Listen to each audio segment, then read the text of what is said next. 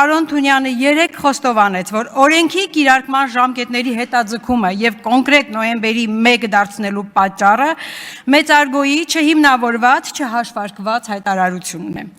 Եթե պիտի հակադարձեք, կխնդրեմ ողջամտորեն պատասխանեք հետևյալ հարցին։ Եթե հունվարի 31-ի հայտարարությունը հիմնավորված էր, նոյեմբերի ժամկետ 1-ն էլ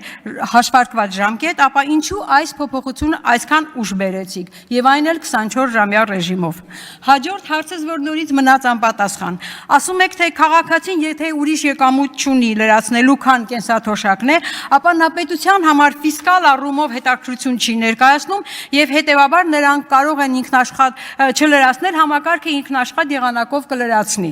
Իսկ ինչպես եք ճշտելու, նա այլ եկամուտ ունի, թե ոչ։